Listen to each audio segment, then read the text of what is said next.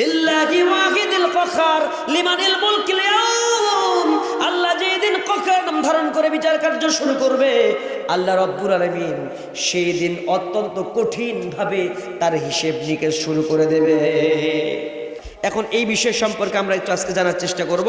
যহরাল ফাসাদু feel বাররি ওয়াল বাহরি বিমা কাসাবাত আইদিন নাস। জলে এবং স্থলে টর্নেডো, সাইক্লোন, আর্থকুয়েক, ভূমিকম্প এবং জলোচ্ছ্বাস, তারপরে আপনার এই যে পৃথিবীর জমিনে কি আসে, প্রাকৃতিক দুর্যোগ আসে, করোনা ভাইরাস সহ বিভিন্ন ধরনের প্রাকৃতিক দুর্যোগ সহ যে দুর্ভিক্ষ আসে, এগুলো সব মানুষের হাতের কামাই করা। জোরে বলেন, কিসের কামাই করা? আল্লাহর নবী জানিয়ে দিলেন।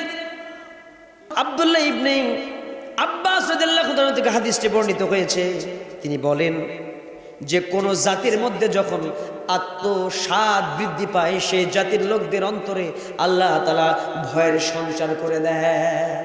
কিসের সঞ্চয়? আত্মসাৎ বোঝেন? মানুষের হককে নষ্ট করে আত্মসাৎ করে, আছে না নাই? আমানতের খেয়ানত। আপনার কাছে 1000 টাকা দিছে, পরের দিন যা বলতেছেন, এই কিসের আমানত, তুই টাকা দিছিস, সর এখান থেকে, তোর কোনো টাকাই তো এনে নাই, কথা কয় না কেন? মেরে খাইলাম, আত্মসাৎ। কি সাত?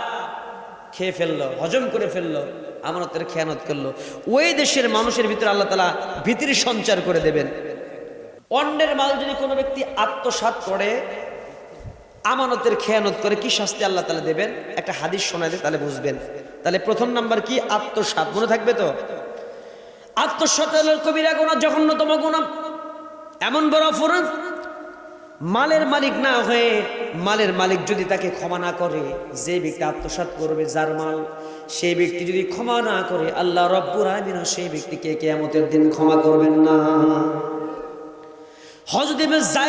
হযরত যায়েদ ইবনে খালিদ জুহানি রাদিয়াল্লাহু তাআলা থেকে একটা হাদিস বর্ণিত হয়েছে। তিনি বলেন, খাইবারের যুদ্ধে একজন ব্যক্তি কোন দ্রব্য আত্মসাৎ করে ফেলেছিল। আল্লাহ রাসূল সাল্লাল্লাহু আলাইহি ওয়াসাল্লাম ওই ব্যক্তির সম্পর্কে এমন মন্তব্য করেছেন, আল্লাহর নবী ওই ব্যক্তির জানাজা নামাজ পড়ান নাই। জোরে বলেন, কি পড়ান নাই? খাইবারের যুদ্ধে যখন কিছু মাল আত্মসাৎ করে ফেলল, এরপরে আল্লাহ নবী সেই ব্যক্তি মারা যাওয়ার পরে জানাজা পড়ালেন না। সাহাবা একরাম যখন তার জিনিসপত্র তল্লাশি করেছে, জিনিসপত্র তল্লাশি করে পেয়ে গেল একটা রেশমি বস্ত্র পেয়ে গেছে, যে রেশমি বস্ত্রের মাত্র হলো 2 দিরহাম। জোরে বলেন, কয় দিরহাম? মানে 2টা রূপার মুদ্রা, এতটুকুর মাত্র আত্মসাৎ করেছিল খাইবারের যুদ্ধের মাল। আল্লাহ নবী তার জন্য কি করেছেন? মিশকাত শরীফের 242 নম্বর হাদিসের মধ্যে এসেছে, ওই ব্যক্তির জানাজা নামাজ পর্যন্ত আল্লাহর নবী পড়ান নাই। জোরে কোন আল্লাহু আকবার। আল্লাহ নবী জানাজা পড়ান, আউযু বিল্লাহি মিন যালিক। এবার কাছ থেকে আল্লাহ আমাদের বিরত থাকার তৌফিক দান করুন বলে আমিন। 2 নম্বর শাস্তি। তাহলে আত্মসাৎ যদি কোনো ব্যক্তি করে, ওই ব্যক্তিকে আল্লাহ তাআলা কি শাস্তি দেন? জঘন্যতম শাস্তি দেবেন। 2 নম্বর পয়েন্টে চলে যাচ্ছি। যদি কোনো দেশের মাঝে, কোনো মানুষের মাঝে, কোনো এলাকার মাঝে ব্যভিচার বোঝেন তো? ব্যভিচার মানে জেনা করা, এইরকম কার্যক্রম বেশি হয়ে যায়, তাহলে আল্লাহ তাআলা কোরআনে সাক্ষী দিচ্ছেন, কোরআনে ঘোষণা করেছেন, সূরা নাম্বার 17 আয়াত নাম্বার 32, 17 নম্বর সূরার 32 নম্বর আয়াতের ভিতরে আল্লাহ তাআলা কি বলেছেন একটু খেয়াল করেন।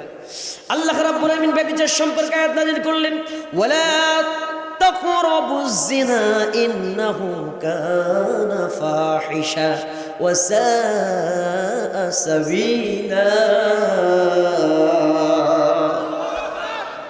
লা তাকরাবুজ জিনা, জিনা করা তো দূরে থাক, জিনার নিকটবর্তীও হয় না। ইন্নাহু কানা ফাহিশা, সেটা কি একেবারে নিকৃষ্ট কাজ, এটা তো অশ্লীল এবং নিকৃষ্ট আচরণ। ওয়া সাআ সাবিনা, আল্লাহ রাব্বুল আলামিন বলছেন এই সমস্ত জিনিস থেকে তোমরা কি করো? বিরত থাকো। এই ধরনের জেনা ব্যভিচার, এরকম খারাপ কাজ থেকে বিরত থাকতে হবে, এগুলো করা যাবে না। আল্লাহ নবী হাদিস বর্ণনা করেছেন, হাদিস শরীফের মধ্যে এসেছে, জেনা ব্যভিচার করলে পরে দুনিয়াতে তার 3টা শাস্তি রয়েছে এবং আখিরাতের জমিনে তার 3টা শাস্তি আছে। একজন ব্যক্তি যদি জেনা ব্যভিচার করে, তার জন্য 6টা শাস্তি। জোরে বলেন, কয়টা? একজন ব্যক্তি যদি ব্যভিচার করে, কয়টা শাস্তি? 6টা শাস্তি দেবে। দুনিয়াতে কয়টা? আখিরাতে 3 6টা শাস্তি দেবেন। প্রথম নম্বরে দুনিয়াতে যদি শাস্তি দেওয়া হয়, শাস্তি নাম্বার 1, আল্লাহ রাব্বুল আলামিন প্রথম নম্বরে ওই ব্যক্তির চেহারার সৌন্দর্য, লাবণ্যতা নষ্ট হয়ে যাবে। ওই চেহারার দিকে তাকাইলে বোঝা যাবে যে এই বেটা এরকম।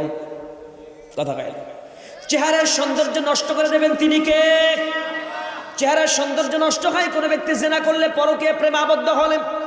2 নম্বরে ওই ব্যক্তির ভিতরে দারিদ্রতা চলে আসবে, টাকা পয়সাগুলো আস্তে আস্তে শেষ হয়ে যাবে, দারিদ্রতা চলে আসবে। আর 3 নম্বরে ওই ব্যক্তির হায়াত সংক্ষিপ্ত হয়। আল্লাহর নবীর একটা হাদিস এসেছে, ভালো আমল করলে হায়াত বাড়ে, খারাপ আমল করলে হায়াত, জিনা ব্যভিচার করলে তার হায়াতটা সংক্ষিপ্ত হয়ে যায়। 3 নম্বর আল্লাহ নবী বলেন আখিরাতের জমিনে 3টা শাস্তি দেবেন আল্লাহ। আল্লাহর অসন্তুষ্টি, আল্লাহ তার উপরে রাগান্বিত হবেন। আল্লাহ অসন্তুষ্ট হয়ে গেছেন ব্যক্তির উপরে, এই রাগান্বিত হওয়ার কারণে 2 নম্বর হিসেব নিকেশ যখন শুরু হবে, লিল্লাহি ওয়াহিদিল কাহার লিমানিল মুলকিল ইয়াউম, আল্লাহ যেদিন কাহার নাম ধারণ করে বিচার কার্য শুরু করবে, আল্লাহ রব্বুল আলামিন সেই দিন অত্যন্ত কঠিন ভাবে তার হিসেব নিকেশ শুরু করে দেবে, হিসেব নিকেশে কঠোরতা করবে। 3 নম্বর আল্লাহ রব্বুল আলামিন জাহান্নামে কঠিন শাস্তি দিয়ে দেবে। এই জন্য জিনা বিচার করা যাবে না। কোনো ব্যক্তি যদি এরকম কাজ করে, আল্লাহ রব্বুল আলামিন জানিয়ে দিয়েছেন এরকম কাজ থেকে তোমরা বিরত থাকবে, কখনোই করা যাবে না। আল্লাহ তাআলা তাই তো সুন্দর করে ইরশাদ করেছেন সূরা বনী ইসরাঈলের 32 নম্বর আয়াতের ভিতরে, জিনার নিকটবর্তী হয় না, এটা অশ্লীল এবং নিকৃষ্ট আচরণ। জোরে করুন নাউজুবিল্লাহ, এই কাজ করা যাবে না। আল্লাহ নবী সাল্লাল্লাহু আলাইহি ওয়াসাল্লাম বলেন, কোন বান্দা যখন ব্যভিচারে লিপ্ত হয়, তার ভিতরে তখন ঈমান থাকে না, ঈমানটা বেরিয়ে যায়, তার মাথার উপরে ঈমানটা ঝুলতে থাকে, মেঘখণ্ডের মতো ভাসতে থাকে। মেঘ যেমন ভাসতে থাকে, যেই ব্যক্তি জিনা করেছে ঈমান তার মেঘের মতো ভাসতে থাকে। এরপরে সেই ব্যক্তি যদি আবার পুনরায় তওবা করে আল্লাহর দিকে ফিরে আসে, আল্লাহ রব্বুল আলামিন তখন আবার তাকে ঈমানটা ফিরাইয়া দেয়, ঈমান তার কাছে ফিরে আসে। আবু দাউদ শরীফের হাদিস 4690 নম্বর হাদিস। বুঝলাম। এরপরে 3 নম্বর পয়েন্ট হলো ওজনে কম দেওয়া। আমাদের দেশের ভিতরে ওজনে কম দেওয়ার লোক আছে না নাই? গুরুত্ব দিয়ে শোনে। যদি কোনো মানুষ নেওয়ার সময় বেশি করে নেয় আর দেওয়ার সময় ওজনে কম করে দেয়, এরকম মাছওয়ালা ব্যক্তি আছে না নাই? এরকম সবজি বিক্রেতা আছে না নাই? এমন ফল বিক্রেতা আছে না নাই? নেওয়ার সময় যখন মেপে এনেছে, ধান বিক্রেতা বেশি করে ধান মাপছে, তখন হচ্ছে 75-এর মাপ না 80-এর মাপ, কথা কয় না। তখন মাপ কত? নেওয়ার সময় 80, দেওয়ার সময় 75। এই কথা কয় না, আছে না নাই? কত বড় বাটপারের বাটপার!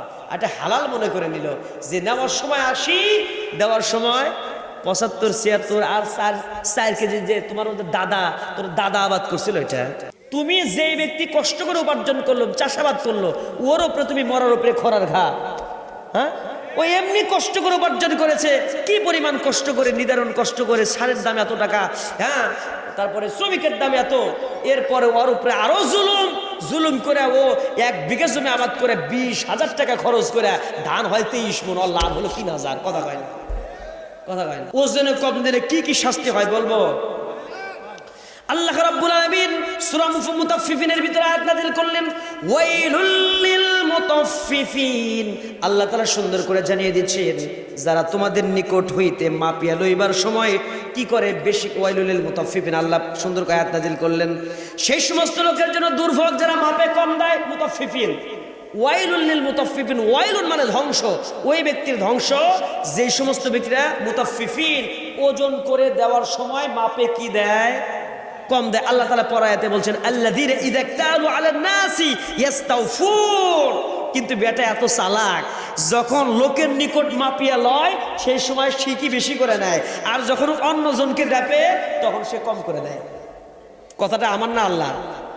আল্লাহ তাআলা সূরা মুতাফফিফিনের 2 নম্বর আয়াতে বলতেছেন, কত বড় লোক বাটপার, নেওয়ার সময় নিজের একটা মাপ, দেওয়ার সময় মাপ আর একটা। আল্লাহ পরের আয়াতে আরেকটা বলছেন। তো এত লম্বা হয়ে যায়, এত লম্বা আমি আলোচনা করতে গেলে শেষ করতে পারবো না, এই জন্য আমি শুধু হাদিস বলি। আল্লাহ নবী মক্কা থেকে মদিনাতে গেলেন, কোথায় গেছে? রাসূল সাল্লাল্লাহু আলাইহি ওয়াসাল্লাম মক্কা থেকে শেষ করে দেবো, 1টা হয়ে গেছে, 2 ঘন্টা হয়ে গেছে। রাসূল মক্কা থেকে কোথায় গেছে? মদিনাতে গেছে। মদিনাতে যে দেখে যে একটা লোক দাড়িপাল্লা 2টা, কতক্ষণ কয়টা? 2টা দাড়িপাল্লা, কি বাটপার লোকটা দেখেন। রাসূল সাল্লাল্লাহু আলাইহি ওয়াসাল্লাম যখন মদিনাতে গেলেন, যে দেখলেন একটা লোকের নামটাও চলে আসছে, আবু নুহাইলা নামক এক ব্যক্তি ব্যবসায়ী ছিল। সে দোকানে 2টা দাড়িপাল্লা রাখতো, একটা দিয়ে মেপে নিত আর একটা দিয়ে মেপে দিত, অর্থাৎ নেওয়ার সময়টা ঠিকঠাক, দেওয়ার সময়টা কম। কথা কয় না? আল্লাহ নবী তখন সুন্দর করে বললেন, ওই ব্যক্তির উল্লেখ করি, আল্লাহ তাআলা আয়াত নাযিল করলেন, সূরা মুতাফফিফিনের সুন্দর আয়াত নাযিল হয়ে গেছে। আল্লাহ রাসূল সাল্লাল্লাহু আলাইহি ওয়াসাল্লাম জানিয়ে দিলেন, খবরদার, তোমাদেরকে আল্লাহ তাআলা যেই দায়িত্ব দিয়েছেন এই দায়িত্ব তোমরা সঠিকভাবে পালন করো। তোমাদের এইরকম কাজ করার কারণে পূর্বের অনেক জাতিকে আল্লাহ রাব্বুল আলামিন ধ্বংস করে দিয়েছে। অতীতে যারা ওজনে কম দিত, মাপে যারা কম দিত, আল্লাহ সুবহানাহু ওয়া তাআলা ওই সমস্ত জাতিদেরকে ধ্বংস করে দিয়েছে। খবরদার, খবরদার, এজন্য ওজনে কম দেওয়া যাবে না, মাপে কম দেওয়া যাবে না। নিবাস দিয়ে দাড়িপাল্লা দেওয়ার সময় ওই দাড়িপাল্লা, কথা বলে, এই কাজটা করতে হবে। বিশ্বনবী সাল্লাল্লাহু আলাইহি ওয়াসাল্লাম বললেন, যদি কোনো ব্যক্তি নেওয়ার সময় বেশি নেয়, দেওয়ার সময় কম দেয়, ওজনে যদি হেরফের করে, আল্লাহ নবী জানিয়ে দিচ্ছেন ওই দেশের মধ্যে আল্লাহ রব্বুল আলামিন দুর্ভিক্ষ দেখায় দেয়। কি দেয়? ওই দেশের মধ্যে আল্লাহ তাআলা দুর্ভিক্ষ দেয়, সম্পদ কমায়া দেয়, ফসল কমায়া দেয়, ফসলের বরকত কমিয়ে দেয়। তিনি কে? এমনি 120 টাকা কেজি পেঁয়াজ খাওয়া লাগে না, কারণ এই পেঁয়াজের চাষিরাও বাটপার আছে, এই পেঁয়াজের ব্যবসায়ীরাও বাটপার আছে। শুধু পেঁয়াজ না, যত রকমের ব্যবসা বলেন, প্রত্যেকের ব্যবসার মধ্যে ভেজাল আছে না নাই? ফরমালিন মেশায়। কি মেশায়? মাছওয়ালা মাছে ফরমালিন দেয়, সবজিওয়ালা সবজিতে ফরমালিন দেয়, ফল বিক্রেতা ফল বিক্রি করতে যে ফরমালিন দেয়, সকল কিছুতে ভেজাল হয়। এই যে ভেজাল দিলেন, ভেজাল করে পণ্য দ্রব্যে যারা ভেজাল দেয়, পণ্য দ্রব্যে যারা ভেজাল মেশায়, এদের কঠিন শাস্তি আছে আখিরাতে। ওই দেশের মধ্যে বরকত উঠে যাবে, ওই দেশে আল্লাহ তাআলা দুর্ভিক্ষ দিয়ে দেবে। যারা ওজনে কম দেয়, এরকম ভেজাল মেশায়,